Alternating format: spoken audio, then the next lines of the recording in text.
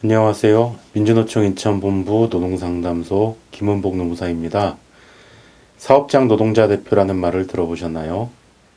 오래전부터 있던 제도지만 노동자들이 잘 몰랐던 노동자 대표, 이번 강좌로 소개해 드리겠습니다. 우리 헌법은 모든 국민의 근로의 권리, 즉 일할 권리를 보장합니다. 그리고 근로조건은 인간의 존엄성을 보장하도록 법으로 정하라는 명령을 하고 있죠. 헌법재판소는 근로의 권리, 즉 일할 권리가 일자리뿐 아니라 일할 환경에 관한 권리도 포함한다고 말합니다.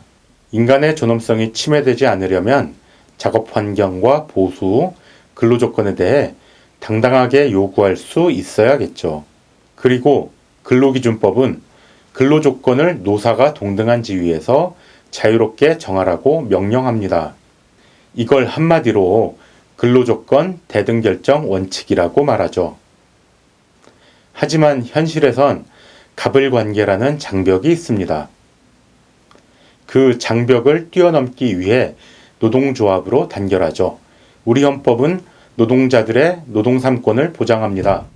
많은 문명 국가들처럼 우리도 노동 3권을 통해 근로조건 대등결정이 현실에서 실현되도록 제도를 설계한 거죠.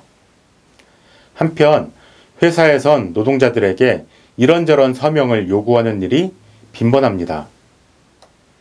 노동자 혼자서 이걸 거절하긴 어렵죠.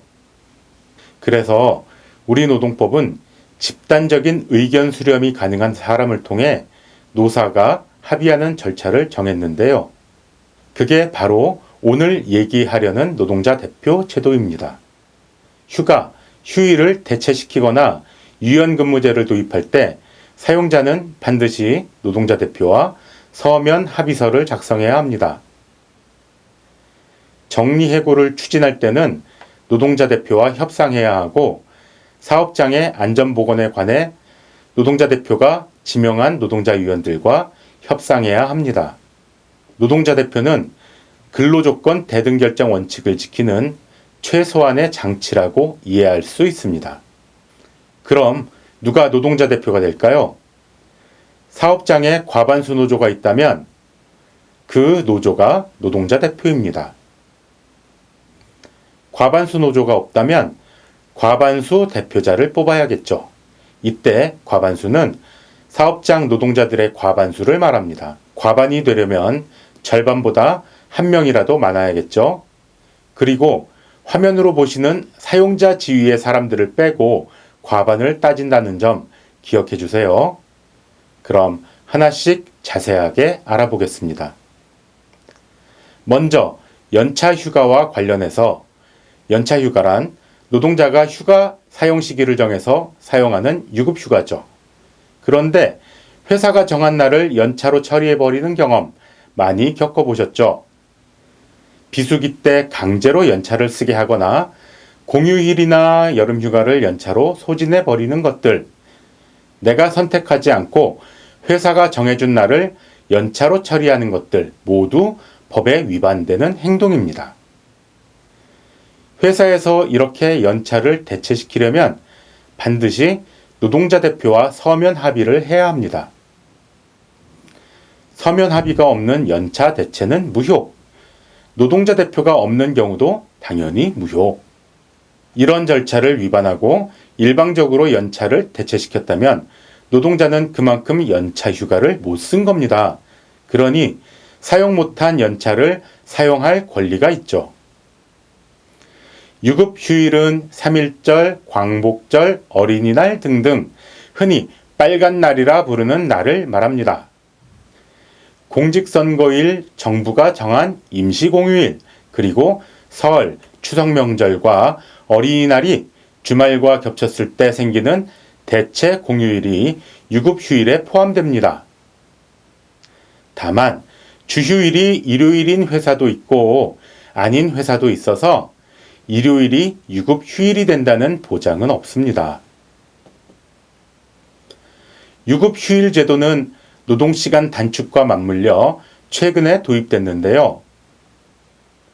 올해는 300명 이상 사업장에만 적용되고 2022년까지 단계적으로 적용이 확대됩니다.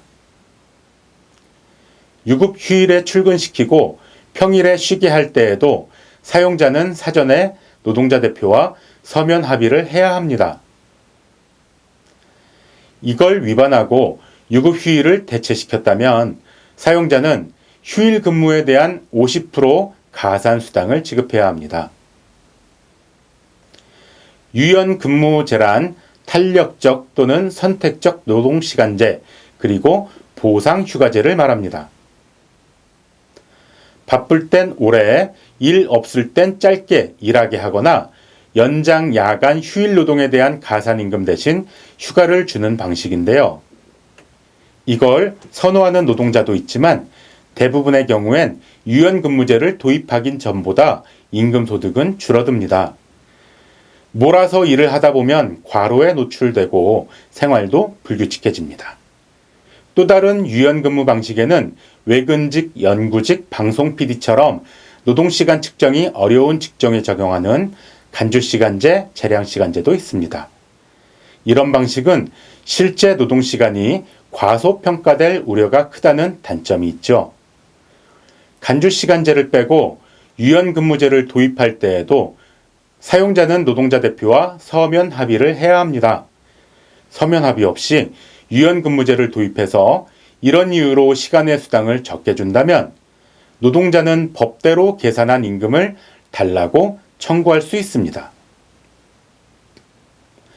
지금까지 말씀드린 내용을 정리하면 노동자 대표는 우리 회사의 노동자 권리 지킴이라는 겁니다. 나 혼자 거절하기 어려운 회사의 요구들, 불리한 것 같은데 설명은 잘 해주지도 않고 사인하라고 재촉만 하고 눈치 줄 때 권리 지킴이 노동자 대표를 통해 거절할 건 거절하고 수용할 건 수용하는 절차가 필요한 거죠.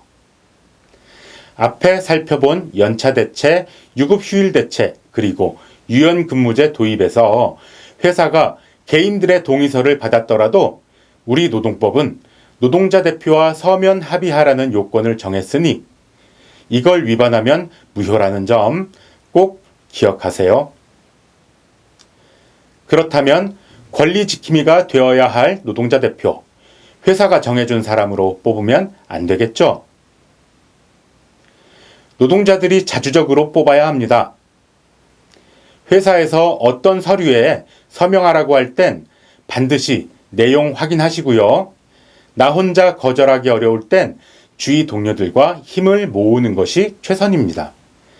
노동자 대표는 권리 지킴이로 믿을 수 있는 사람이라야 할 텐데 회사 측 관리자들이 특정인을 뽑도록 간섭하거나 직접 노동자 대표로 나서는 일은 없어야겠습니다. 상식적으로도 하면 안 되는 일입니다. 하지만 회사의 개입과 간섭으로 노동자 대표를 뽑아놓으면 이걸 되돌리기가 쉽지 않습니다. 이럴 땐 노동조합에 가입해서 대처하세요. 사업장 노동자 과반수가 같은 노조 조합원이 되면 그 노조가 우리 회사 노동자 대표가 됩니다. 꼭 기억하세요. 다음 동영상 강좌에선 과반수 노조가 노동자 대표가 됐을 때 어떤 일들을 할 수 있는지 살펴보겠습니다. 고맙습니다. 다음 동영상도 꼭 시청해 주세요.